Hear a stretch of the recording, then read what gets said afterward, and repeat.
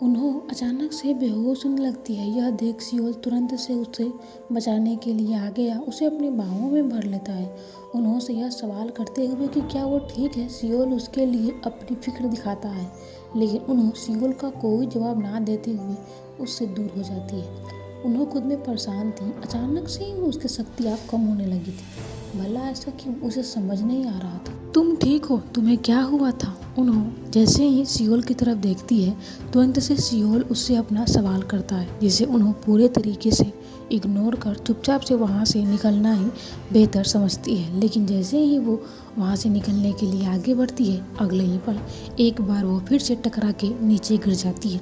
यह देख सियोल को काफ़ी ज़्यादा अजीब लग रहा था। यह लड़की कौन थी और उसके साथ भला इतना हादसा कैसे हो सकता है।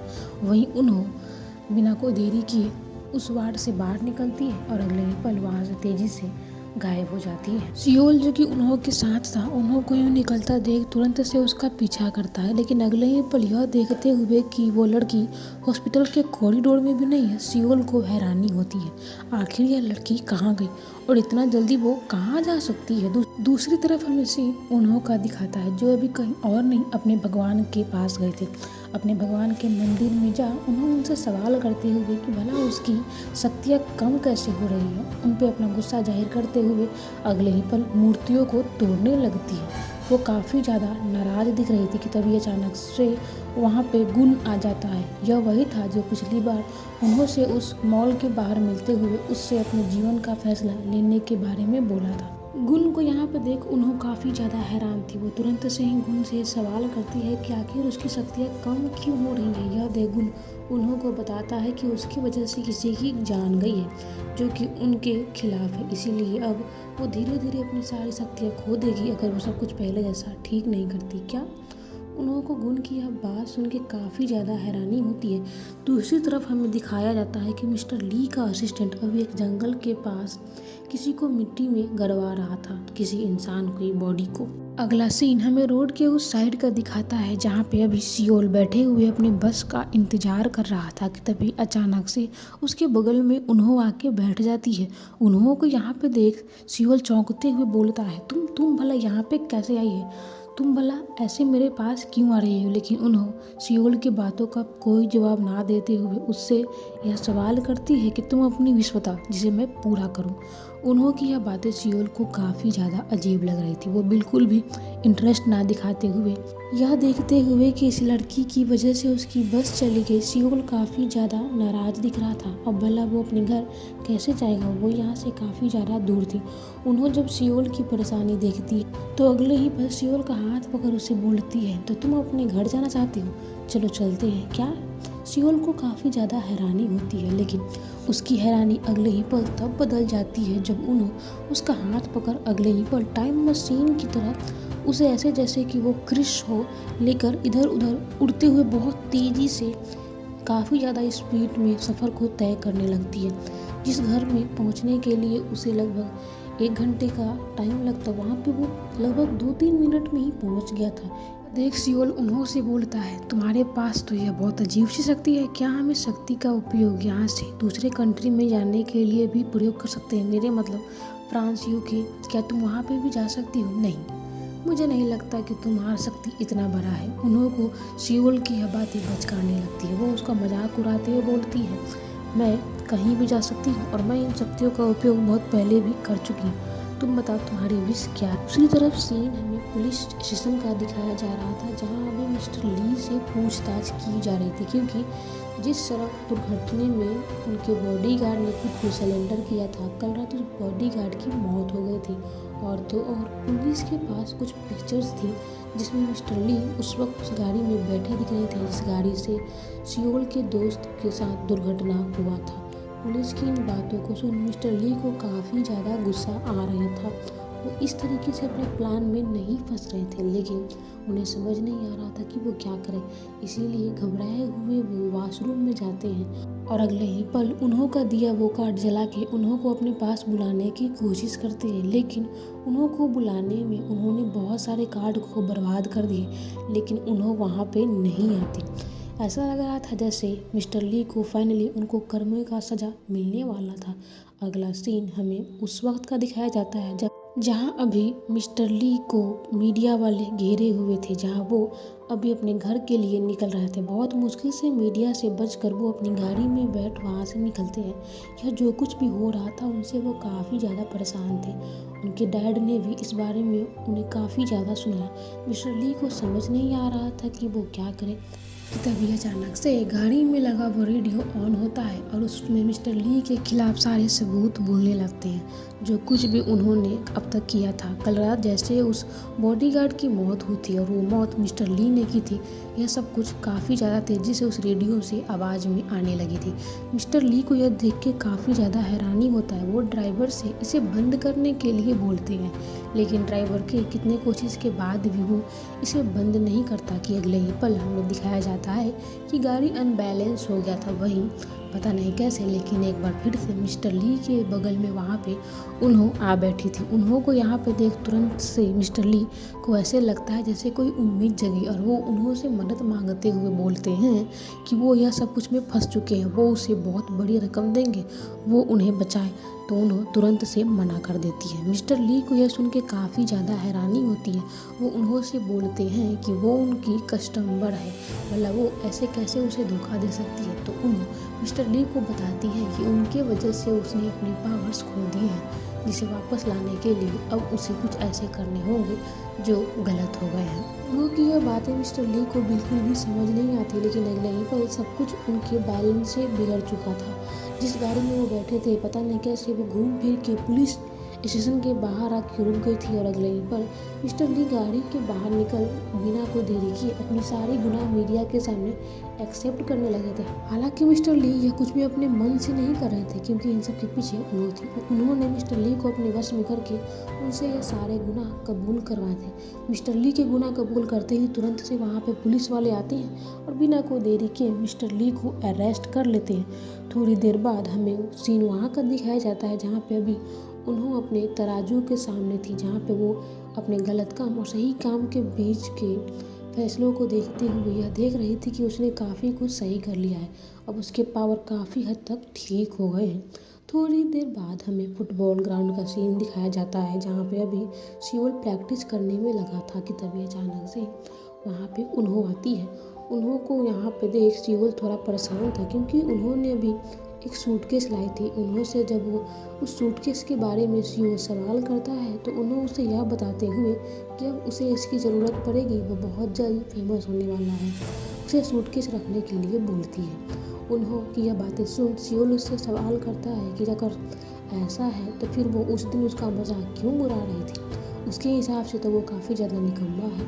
तो उन्हों उसे बताती है कि वो सब बातें वो भूल जाए, उसका किस्मत बदल गया है, अब वो बहुत जल्दी बहुत बड़ा स्टार बनने वाला है। उनको उन्हों की यह बातें अजीब लगती है, पर फिर भी वो इसे इग्नोर करते हुए उन्हों से यह सवाल करता है कि भला वो कौन है। उन्हों सियोल को यूँ खुद में इंटरेस्ट लेते देख थोड़ा शर्माती है। तो अगले ही पल वो उसे अपना नाम बताने को होती है, लेकिन सियोल यहाँ पे उन्हों से यह बोलते हुए कि उसका मतलब यह था कि क्या वो इंसान है, लेकिन नहीं, उसकी हरकतें इंसान वाली नहीं, तो क्या वो एक वैम्पायर है, एक बिच है, उससे सवाल करने लगता है। उन्हों सियोल का यह बात सुन अजीब सा मुँह बना लेती है। वो अगले ही पल सियोल से बताती है कि वो 9 पूँछों वाली लोमड़ी है। सियोल उन्हों की यह बात सुन मुस्कुरा के बोलता है, हाँ तुम सही बोल रही हो, मैंने उस दिन हॉस्पिटल में देखा था जब तुम बेहोश हो रही थी, हमारे आसपास वो 9 पूँछें आ गई थी। उन्हों सियोल की ये बातें सुन कुछ भी नहीं बोलती। वहीं उन्हों सियोल को एक कार्ड बढ़ा उसे यह बोलती है कि जब भी उसे विश मांगना हो वो इस कार्ड को जलाए। कि तभी अचानक से उन्हों सियोल से वो कार्ड वापस लेते हुए बोलती है, नहीं रहने दो, तुम्हें अभी इसकी ज़रूरत नहीं पड़ेगी और वैसे भी मैं अभी छुट्टी पे हूँ। यह बोल अगले ही पल उन्हों वहाँ से गायब हो जाती है। सियोल उन्हों को आसपास ढूंढता है, लेकिन वह लड़की एक बार फिर से वहाँ से गायब हो चुकी थी। उनको काफ़ी ज़्यादा हैरानी होती है कि तभी वहाँ पे नेशनल टीम सेलेक्टर्स की वो लड़की आई हुई थी और वो सियोल से यह बोलते हुए कि उसका टीम में सिलेक्शन हो गया है, उसे उनके साथ खेलने के लिए दूसरी कंट्री जाना होगा बोलती है। सियोल को यहाँ पे सीओ की जगह पे सिलेक्शन किया गया था, क्योंकि सीओ को अभी रिकवरी होने में टाइम था और उसकी जगह पे अब सियोल खेलने वाला था। जब सियोल अपने दोस्त के पास जाता है तो उसका दोस्त यहाँ पे उसे ऑल द बेस्ट बोलते हुए यह बोलते हुए कि वो उसका नाम रोशन करे। उसे बधाई देता है। अगला सीन वहाँ पे दिखाया जाता है जहाँ पे अभी सियोल जा रहा था। करीब 9-10 साल बाद का सीन हमें दिखाया जाता है जहाँ पे सब कुछ बदल गया था। उन्होंने अपने बैंक बैलेंस बढ़ाने में लगी हुई थी, यह देखते हुए कि वो कितने ही सालों से छुट्टी है लेकिन अब उसके पास पैसे नहीं है। उन्होंने अब कहीं ना कहीं काम करना चाहती थी।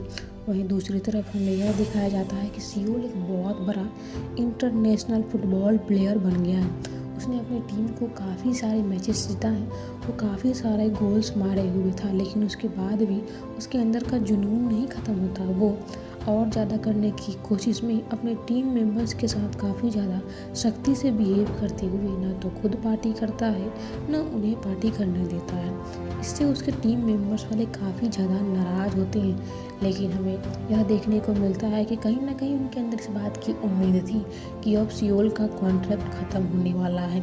लेकिन अगले ही पल हमें दिखाया जाता है कि मीडिया में एक बार फिर से सियोल न्यूज़ टीम के साथ एक बड़ी कॉन्ट्रैक्ट साइन कर ली थी। वह न्यूज़ पूरी तरह फैल जाता है। कोरिया में भी जब लोग यह देखते हैं कि उनके देश का प्लेयर इतना बड़ा नाम इंटरनेशनल लेवल पे कर रहा है तो उन्हें भी काफ़ी ज़्यादा अच्छा महसूस हो रहा था। सियोल को लेकर अभी सभी प्राउड महसूस कर रहे थे।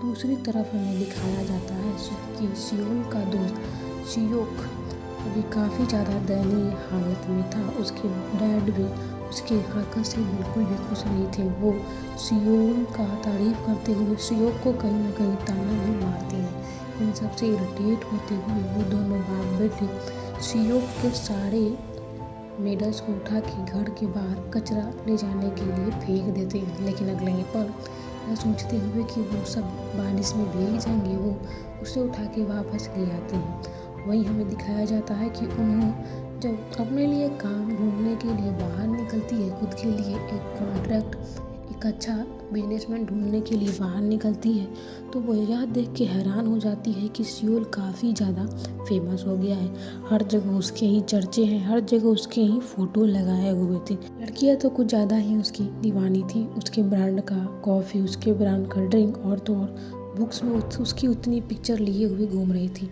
यह देख उन लड़कियों से उन्होंने आखिर अभी सियोल कितना कमा ले रहा है इस बारे में जानकारी लेती है।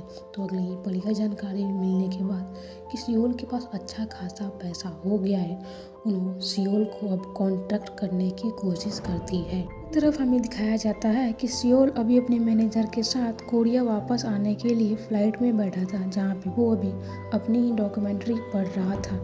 थोड़ी देर बाद एयरपोर्ट पे सियोल से मिलने के लिए काफ़ी ज़्यादा भीड़ लगा था। उसमें उन्हों को तो ऐसा लगा था सियोल उसे देखते ही पहचान लेगा, लेकिन ऐसा नहीं होता। जब उन्हों बाहर निकलता है तो सभी को ऑटोग्राफ देने लगता है। तभी अचानक से एक लड़की के धक्का लगने की वजह से सियोल के सामने उन्हों पीछे से खड़ी हो जाती है। यह देख उन्हों को तुरंत से सियोल सिग्नेचर करते हुए उसके ड्रेस में ही साइन कर वहाँ से तेज़ी में निकल जाता है। उन्हों को यह काफ़ी ज़्यादा देख के हैरानी होती है, इसीलिए अगले ही पल वो अपने मैजिक का इस्तेमाल करते हुए सियोक के हाथ का वो बैग खुलवा देती है। सियोक ने अभी भी वही बैग लिया था जो उसे उन्होंने दी थी। इस तरीके से एयरपोर्ट के बाहर उन्हों के वजह से सियोल का बैग खुल गया था। यह देख तुरंत से उन्हों सामने आती है और अगले ही पल एक बुक उठा जिसमें सियोल का पिक्चर था, उसमें सियोल के चेहरे पे अजीब सी बेचारा बना वहाँ से चली जाती है। यह लड़की कौन थी यह सियोल को बिल्कुल भी समझ में नहीं आता। दूसरी तरफ सीन हमें सिचोक का दिखाया जाता है जो अभी अपने स्कूल पहुंचा था और अपने स्पोर्ट्स टीचर के पास जा उनसे वापस से खेलने के लिए बोलता है। स्पोर्ट्स टीचर यह सुन के काफ़ी ज़्यादा हैरान होते हैं और अगले ही पल सिचोक को यह बोलते हुए कि क्या तुमने अपनी उम्र को देखा है, तुम अब काफ़ी ज़्यादा बूढ़े हो गए हो, तुम अब फुटबॉल टीम में खेलने लायक नहीं, तुम जाओ किसी जॉब को देखो जो तुम करके अपने परिवार का पालन पोषण करो। वहीं हमें दिखाया जाता है कि सिचोक अभी स्कूल से बाहर निकल रहा था कि तभी अचानक से उसके फ़ोन पे सियोल का मैसेज आता है जो उसे यह बोलते हुए कि हम आज रात वहीं मिलेंगे जहाँ पहले मिलते हैं, तुम आना, मैं कोरिया वापस आ गया हूँ। उसे मिलने के लिए बुलाता है, लेकिन हम यह देखते हैं कि सिचोक अपने डिलीवरी देने के काम में इतना बिजी था या फिर यह बोले कि वो सियोल से मिलना ही नहीं चाह रहा था। उसने पूरी तरीके से इन मैसेजेस को इग्नोर कर दिया था।